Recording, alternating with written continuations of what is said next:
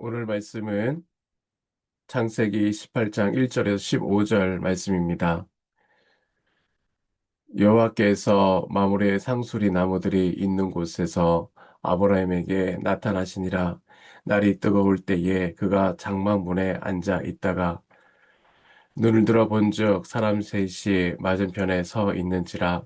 그가 그들을 보자 곧 장막문에서 달려나가 영접하며 몸을 땅에 굽혀 이르되 내 주여 내가 주께 은혜를 입었사오면 원컨대 종을 떠나 지나가지 마시옵고 물을 조금 가져오게 하사 당신들의 발을 씻으시고 나무 아래서 쉬소서. 내가 떡을 조금 가져오리니 당신들의 마음을 상쾌하게 하신 후에 지나가소서. 당신들이 종에게 오셨음이니이다.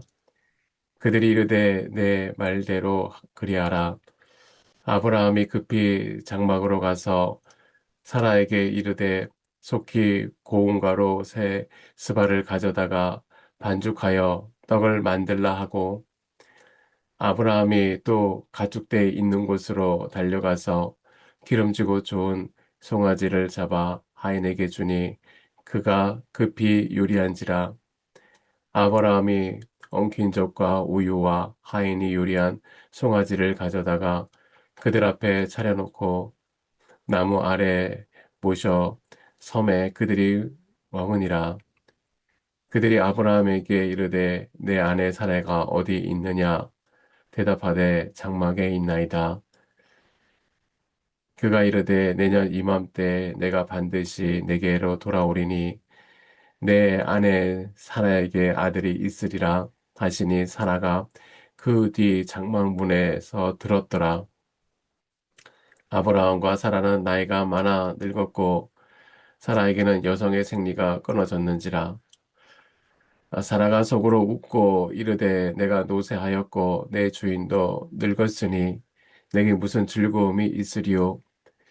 여호와께서 아브라함에게 이르시되 사라가 왜 웃으며 이르기를 내가 늙었고는 어떻게 아들을 낳으려 하느냐.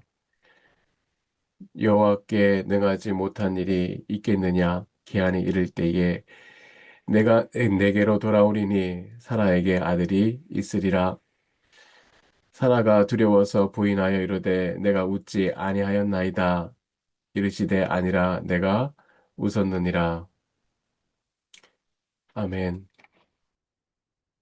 오늘 본문은 하나의 단어를 중심으로 돌아갑니다. 그 단어는 웃음입니다. 읽다 보면 이 짧은 본문 안에 웃음이 참 많이 등장한다는 것을 느끼실 겁니다. 그런데 그 웃음이 다 같은 웃음이 아니었죠. 12절에 사라가 웃었습니다. 하지만 그것은 기뻐서 터진 웃음이 아니었습니다. 그저 내가 노쇠하였고 내 주인도 늙었으니 내게 무슨 즐거움이 있으리요. 이것은 기가 막혀 나온 웃음입니다. 90세 노파가 아들을 낳겠다는 말을 들었을 때의 반응이죠. 말로 반박하기도 어색하고 그렇다고 믿기도 어려운 그 상황에서 사람이 할 수 있는 가장 어쩌면 솔직한 반응일지도 모릅니다. 그것은 쓴 웃음이었어요. 그런데 놀라운 일이 생깁니다. 하나님은 그 웃음을 무시하지 않으셨습니다. 지워버리지도 않으셨어요. 오히려 그 웃음을 가져다가 아들의 이름을 지었습니다. 사라의 절망과 불신에서 나온 웃음이 결국 약속의 아들의 이름이 되었습니다. 하나님은 웃음의 주인이십니다. 오늘 우리는 바로 이 하나님을 함께 만나길 바랍니다. 첫째, 은혜는 먼저 달려옵니다. 본문은 아주 평범한 오후 장면에서 시작하는데요. 아브라함이 마브레의 상수리 나무 아래에서 자기 장막문 앞에 앉아 있었습니다. 날이 뜨거울 때라고 기록되어 있는데 가나안의 한여름 정오는 숨이 막힐 정도로 뜨겁습니다. 사람들은 그 시간에 움직이지 않습니다. 가축들도 그늘을 찾아 들어가고 참 바람조차 잔잔한 그런 정적이 흐르는 시간에 아브라함은 그냥 앉아 있었어요. 바로 그 순간 하나님이 오셨습니다. 이것이 오늘 본문이 처음 우리에게 전하고 있는 것입니다. 하나님이 먼저 오셨어요. 2절에 세 사람이 아브라함 맞은편에 서 있었다라고 합니다. 그들은 잠깐 지나가다가 들른 것이 아니라 서서 기다리고 있었다라는 것이에요. 마치 이렇게 말씀하시는 것 같습니다. 내가 너를 위하여 여기까지 왔다. 내가 너를 찾아왔다. 내가 나를 받아들이기를 기다린다. 은혜는 강요하지 않습니다. 문을 부수고 들어오지 않아요. 요한계시록 3장 20절 말씀처럼 문 밖에 서서 두드리며 문이 열리기를 기다리십니다. 잠깐 우리 자신을 돌아봅시다. 우리가 이 새벽에 기도의 자리에 앉아 있는 것은 단순히 우리의 선택처럼 느껴질 수가 있어요. 그런데 사실은 하나님이 먼저 우리 앞에 오셔서 기다리셨습니다. 우리가 기도의 자리에 나오기 전에 이미 하나님이 이 자리에 계셨어요. 우리가 성경을 펼치기 전에 성령님은 이미 우리 마음속에 서 계십니다. 나의 신앙의 시작은 언제나 하나님의 선제적인 찾아오심에서 비롯됩니다. 두 번째로 믿음은 달려가는 것입니다. 아브라함은 세 사람을 보자마자 달려나갔습니다. 히브리어 본문의 이 동사는 연속적으로 움직이는데요. 보았다, 달려갔다, 만나러 갔다. 이 세 동작이 어떤 망설임도 없이 어떤 계산도 없이 어, 일어난 것이에요. 거의 동시에 일어났습니다. 이것이 아브라함의 반응이었습니다. 사람이 사람을 맞이하는 방식에서 그 사람의 내면을 살펴볼 수가 있습니다. 아브라함은 일어나 반갑게 달려갔습니다. 아브라함은 그런 사람이었어요. 히브리서 13장 2절에 아브라함에 대해서 설명하는데 아브라함은 부지 중에 천사를 대접했다라고 말합니다. 아브라함의 환대는 그의 일상이었고 그의 성품이었어요. 평소에 그렇게 사는 사람이었기에 하나님이 찾아오실 때 그 섬김이 자연스럽게 흘러나왔습니다. 아브라함은 준비합니다. 고온가루 세수와 고온가루 세수와는 약 20리터, 22리터를 준비했다는 것입니다. 세 사람이 먹기에 넉넉히 먹고도 남을 양입니다. 기름지고 좋은 송아지, 평소에 먹는 양이 아니라 특별히 키운 최상급 송아지를 준비했고요. 거기에 엉킨 젖과 우유까지 곁들였습니다. 그리고 아브라함은 자신의 손님들이 식사하는 내내 나무 아래 서서 시종을 들었습니다. 음식만 차려놓고 자기도 같이 먹지 않고 손님이 필요한 것이 무엇인지 그 곁에 서서 지켜보았습니다. 아, 참 정성으로 손님을 대접했어요. 그런데 여기서 놀라운 말이 나옵니다. 아브라함이 세 사람에게 말한 첫 마디입니다. 3절입니다. 내 주여 내가 주께 은혜를 입었사오면 대접을 받은 손님이 은혜를 입었다라고 생각하는 것이 상식인데요. 아브라함은 대접하는 입장에서 자신이 은혜를 입었다라고 말합니다. 섬길 기회를 주신 것, 자신이 그 섬길 기회를 붙잡은 것이 은혜라는 것입니다. 이것이 성숙한 신앙의 언어입니다. 내가 받을 은혜가 얼마나 큰지 아는 사람은 섬김 자체를 또 하나의 하나님의 은혜로 받아들이는 것입니다. 성경에 보면 마리아가 예수님의 발에 향료컵을 깨뜨렸을 때 우리는 기억합니다. 가룟 유다가 말했죠. 왜 그것을 낭비하느냐? 300데나리온에 팔아 가난한 자들에게 줄 수 있겠다라고 계산적으로 말했습니다. 맞는 말이죠. 그런데 예수님은 그 마리아를 책망하지 않으셨어요. 오히려 어디서든지 이 복음이 전파되는 곳에 그의 행한 일도 말하여 그를 기억하라라고 하셨습니다. 그렇습니다. 사랑은 계산되지 않습니다. 사랑은 기꺼이 허비할 줄 아는 것입니다. 세상 사람들이 볼 때 낭비라고 하는 것을 하는 것입니다. 아브라함이 고운 가루 세 수알을 내놓고 기름진 송아지를 잡은 것은 거룩한 낭비였습니다. 그리고 바로 그 낭비의 자리에 하나님의 말씀이 들려왔습니다. 세 번째로 절망이 웃음이 기쁨의 이름이 된 것입니다. 사라는 절망으로 웃었지만 그것이 이름이 되었어요. 식사가 끝나자 세 사람이 물었습니다. 내 아내 사라가 어디 있느냐? 어디 있느냐라는 이 말은 어디 있는지 몰라서 물은 단어가 아니라 마치 창세기 4장 9절에 하나님이 가인에게 내 아우 아벨이 어디 있느냐라고 물으실 때와 같은 단어인데요. 하나님은 이미 다 알고 계시면서 물었습니다. 이제 사라에게 중요한 말씀을 할 것을 말씀하시는 것입니다. 그리고 이렇게 선언하십니다. 내년 이맘때 내가 반드시 내게로 돌아오리니 내 아내 사라에게 아들이 있으리라. 이 히브리 원문은 동사 없이 명령으로 이렇게 이어져 있는데 명사만으로 어, 이루어져 말씀합니다. 보라, 사라에게 아들이. 이 감탄사죠. 주의를 환기시킵니다. 어, 왜 이렇게까지 강조하셨을까요? 11절이 이유를 말하는데요. 아브라함과 사라는 이미 나이가 많아 늙었고 사라에게는 여성의 생리가 끊어진 지 오래였습니다. 생물학적으로 임신이 불가능한 상태였어요. 바로 그렇기 때문에 이 약속이 강조되어 감탄사 형식으로 나타난 것을 말씀하신 것입니다. 사라는 장막 뒤에서 이 말씀을 듣고 있었습니다. 그리고 속으로 웃었습니다. 내가 노쇠하고 내 주인도 늙었으니 내게 무슨 즐거움이 있으리요? 사라의 웃음은 희망이 아니었습니다. 그럴 리가 없지. 이제는 너무 늦었어.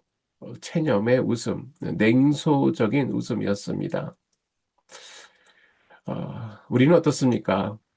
이런 웃음을 웃을 때가 있지 않습니까? 기도 제목을 적어 놓고 사실 별로 기대하지 않을 때 주님 고쳐 주십시오 하면서 속으로 뭐 안 되겠지 하고 생각할 때 그 순간이 바로 사라의 웃음입니다. 어, 영국 브리스톨에서 조지 뮬러가 고아원을 섬기고 있을 때의 일입니다. 어느 날 아침에 아이들에게 먹일 음식이 하나도 남지 않았어요. 빵도 없고 우유도 없었습니다. 고아원에는 수백 명의 아이들이 있었지만 부엌은 비어 있었어요. 그야말로 아무것도 없는 아침이었습니다. 그런데 조지 밀러는 아이들을 평소처럼 식탁에 앉혀놓고 음식이 보이지 않는데도 먼저 하나님께 감사의 기도를 드렸어요. 하나님께서 이 상황을 아신다라는 믿음으로 기도한 것입니다. 기도가 끝날 무렵에 누군가 문을 두드렸어요. 문을 열어보니 동네 제빵사가 서 있었습니다. 그는 이렇게 말했습니다. 이상하게도 어젯밤부터 마음이 계속 무거웠습니다. 하나님께서 이 빵을 구워 가라 라는 마음을 주셔서 밤새 빵을 준비했습니다. 그렇게 해서 빵이 들어왔어요. 그런데 그것으로 끝난 것이 아니었어요. 잠시 후에 문드리는 소리가 들렸어요. 이번에는 우유 배달부였습니다. 그가 난처한 얼굴로 말했습니다. 우유 수레가 이 근처에서 고장났습니다. 이대로 두면 우유가 상할까봐 괜찮으시다면 아이들에게 드리고 싶습니다. 그래서 이번에는 우유가 들어왔어요. 그날 아침 빈 식탁에 앉아 있던 아이들은 빵과 우유를 마음껏 먹었습니다. 사람이 보기에는 아무것도 아니지만 하나님께서 이미 준비된 한 것이었습니다. 아무것도 없는 자리 같지만 하나님은 그 빈자리를 채우고 계신 것입니다. 그런데 이 이야기를 들을 때 우리는 너무 쉽게 이렇게 생각할 수 있습니다. 조지 밀려는 처음부터 전혀 흔들리지 않는 큰 믿음을 가졌겠지. 물론 밀로는 믿음의 사람이었습니다. 그러나 그 자리에 있는 모든 사람의 마음이 다 똑같지는 않을 것이었습니다. 아이들 중에 속으로 불안해하는 아이도 있을 것이고요. 함께 있던 사람들 가운데 정말 오늘 아침에 채워질까 하고 생각한 사람도 있었을 것입니다. 어쩌면 겉으로 조용히 앉아 있지만 속으로는 사라처럼 웃는 마음, 비웃는 마음이 있을지도 몰라요. 설마 진짜 음식이 나오겠어. 그렇게 말입니다. 그런데 하나님은 바로 그런 그 자리에서 일하세요. 확실한 그런 마음을 가진 사람에게만 역사하는 것이 아니라 흔들리는 믿음에도 역사하시고 반신반의하는 기도에도 역사하시고 겉으로 앉아 있지만 속으로 두려워하는 마음에도 역사하십니다. 그래서 믿음은 나는 한 번도 의심한 적이 없다라는 데서 시작하는 것이 아니라 주님, 나는 믿어지지 않습니다. 그렇지만 주님, 나의 믿음 없음을 불쌍히 여기소서 이렇게 주님께 기도하는 자리에서 시작됩니다. 조지 밀러의 고아원에서 빈 식탁이 채워진 것처럼 하나님은 오늘도 우리의 빈손 빈 마음, 텅빈 그런 영적인 현실 속에서 우리와 함께 계시고 일하시는 분이십니다.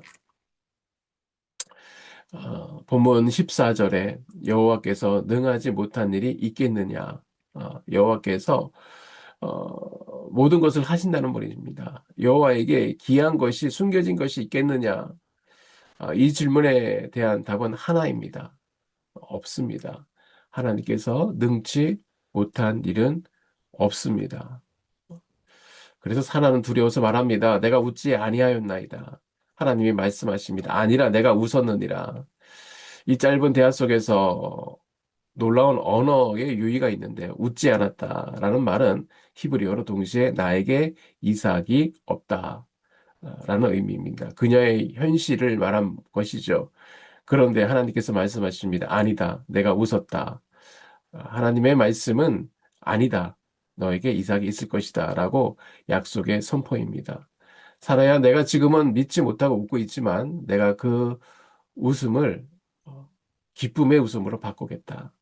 지금은 내 입에서 체념의 웃음이 나오지만 나중에 내 품에 안긴 아들을 내게 보여주겠다. 참 놀라운 것은 하나님의 사라의 웃음을 없애버리지 않으셨다는 것이에요. 그 웃음을 고쳐서 바꾸어서 어, 약속의 이름 이삭으로 만들어졌습니다. 그 이름이 바로 웃음인 것이죠. 오늘도 많은 사람이 사라처럼 속으로 웃고 있을지 모릅니다. 비웃고 있을지도 몰라요. 체념의 웃음입니다. 그러나 이런 체념의 웃음은 자녀의 문제만은 아니죠. 어떤 사람에게는 가정의 문제 앞에 그렇게 웃습니다. 또 부부 관계에서 또 어, 어떤 이들은 어떤 건강 때문에 어, 그렇게 웃습니다. 내가 인생이 예전처럼 돌아갈 수 있을까 하며 힘없이 웃습니다. 어떤 사람은 인생의 실패 앞에서 그렇게 웃어요. 사업이 무너지고 직장이 흔들리고 계획했던 일이 맡겨버렸을 때에 내 인생이 다시 일어났을까 하며 쓴웃음을 짓습니다. 아, 그러나 오늘 본문이 우리에게 말씀하는 것은 신앙의 깊은 경지는 내가 원하는 제목들이 즉각적으로 응답되는 것에만 있지 않습니다. 인생의 폭풍과 치는 그 한복판에 하나님이 지금 나와 함께 계신다. 나는 알지 못하지만 하나님이 나를 붙잡고 가신다는 사실을 발견하는 것입니다. 하나님은 오늘 우리의 마음 깊은 곳에서 새어나는 웃음소리를 듣고 계시요. 장막 뒤에서 어, 숨어서 헐린 사라의 쓴웃음을 들으신 하나님이 오늘 우리의 마음 깊은 곳에서 흘리는 그 웃음도 들으십니다. 그리고 말씀하십니다. 나는 웃음의 주인이다. 내 웃음을 내가 거두어 이름을 짓겠다. 어, 말씀을 정리합니다. 오늘 우리에게 두 가지를 말씀하세요. 하나는 하나님이 먼저 이 자리에 찾아오셨다라는 것을 믿는 것이에요. 이 기도의 자리에 우리보다 먼저 찾아오셔서 우리 맞은편에 앉아 계십니다. 다른 하나는 그분 앞으로 달려나가는 것입니다. 아브라함처럼 가진 것 중에 가장 좋은 것을 내어드리며 기쁨으로 달려가는 것입니다. 그리고 우리 안에 있는 사라의 웃음을 그분께 내어드릴 때에 하나님은 그 웃음을 어, 이름으로 바꾸실 것입니다. 절망이 약속으로, 냉소가 주님이 주시는 기쁨으로 내가 웃는 그 쓴웃음이 아이의 이름으로. 그래서 하나님께서 우리의 인생의 웃음을 다시 만드실 것입니다. 우리가 이 아침에 주님께 드릴 기도와 고백은 어, 귀신 들린 아들을 둔 아버지처럼 주님, 내가 믿나이다. 나의 믿음 없음을 도와주소서. 그 기도 위에 하나님께서 반드시 응답하실 줄 믿습니다. 우리 잠시 기도하겠습니다. 하나님 아버지, 오늘 말씀을 통해서 하나님을 만나게 하여 주시니 감사합니다. 오늘 우리 이 기도의 자리에 먼저 찾아오셨음을 믿습니다. 주님, 이 시간 우리 마음 한 구석에 있는 그 비웃음, 순웃음을 주님께 내려놓습니다. 겉으로는 믿는다고 말하지만 여전히 의심하고 체념하고 사는 저의 연약함을 불쌍히 여겨 주시옵소서. 오늘 말씀 중에 여호와께서 능하지 못한 일이 있겠느냐 하신 그 말씀을 우리 마음속에 붙들게 하여 주시고 어, 우리가 당한 어떠한 절망과 아픔과 고통을 어, 그 말씀을 믿음으로 붙듦으로 이기게 하여 주시옵소서. 우리의 어려움 속에서 아브라함처럼 주님께 달려나가게 하시고 주님께서 우리에게 주신 성김의 자리, 그 은혜의 자리를 놓치지 않고 붙들 수 있는 지혜도 허락하여 주시옵소서. 주님, 이 새벽에 주님, 내가 주님을 믿나이다. 나의 연약한 믿음을 불쌍히 여겨 주시옵소서. 주님, 우리의 기도를 들어주시옵시고 주님의 선하신 뜻대로 우리에게 응답하여 주실 줄 믿습니다. 온전히 주님을 신뢰하오며 예수님의 이름으로 기도드립니다. 아멘.